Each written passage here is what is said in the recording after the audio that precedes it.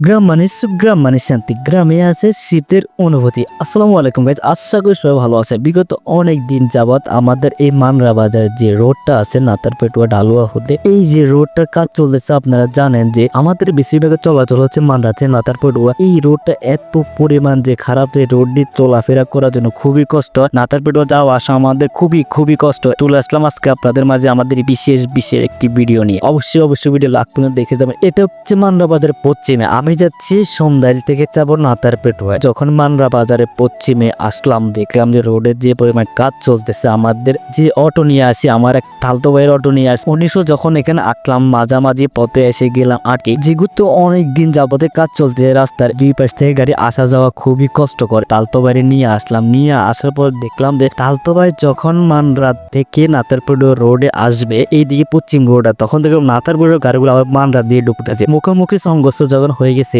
দাঁড়ায় রয়েছে অনেকক্ষণ যাবত এখানে দাঁড়াইছিলাম। দাঁড়ানোর মধ্যে অনেক যাবতীয় অনেক কথা শুনলাম। অনেক মানুষের পাশাপাশি যে বাড়িগুলো আছে এগুলোর মধ্যেও তারা প্রায় মানুষে বলতেছে যে এই কাজগুলো আসলে খুবই নরমাল হচ্ছে। আমি কিন্তু জানি না, এই ব্যাপারে কথা বলতেও রাজি নাই। এই জন্য আপনারা একটু সেক্রিফাইস করে নেবেন, যেহেতু নাইম আমার দোকান আমার অনেক ভালো। এই দেখতে পাচ্ছেন রোডের কাজ চলতেছে। এই কাজের পাশাপাশি যখন আমি আমার তালতো ভাইয়ের কাছে গেলাম, আসলে এই জায়গা দিয়ে আসাটা আমাদের উচিত হয় না, কারণ যেহেতু কাজ চলতেছে। এখানে গেলাম আটটি, যেহেতু ওনার সামনে দিয়ে গাড়ি আসতেছে, উনি মানাবাজাতে বাইরেছে এবং নাতারপুরে যে গাড়িগুলো মানাবাজারে ঢুকছে এগুলোর সামনে মুখোমুখি হয়ে গেছে। আমরা যদিও আসতে পারতাম, তাহলে দামোর পাড়া ঘুরে আমাদের আসলে আমাদের একটু শর্টকাট হতো। অনেক কষ্টের পর তালতো ভাই গাড়িটা বের করে নিয়ে আসলো। আসার পরে গাড়ি করে চলে গেল আমরা নাতারপেটুয়া। তারপরও আমি একটু ঘুরে গেলে দেখতেছি যে আমাদের আসলে যে মানরা বাজার যে এখন বর্তমানে ওটা কাজ চলতেছে, আসলে কতটুকু কাজ ভালো মানের হচ্ছে এটা আসলে অবশ্যই আপনারা দেখবেন। যদি কোনো সমস্যা থাকে, আপনাদের সন্দেহ লাগে, অবশ্যই আপনারা কমপ্লেন করবেন। এতটুকু আজকে ভালো থাকবেন, সুস্থ থাকবেন। গ্রাম মানে সুখ, গ্রাম মানে শান্তি, গ্রামে আছে শীতের অনুভূতি।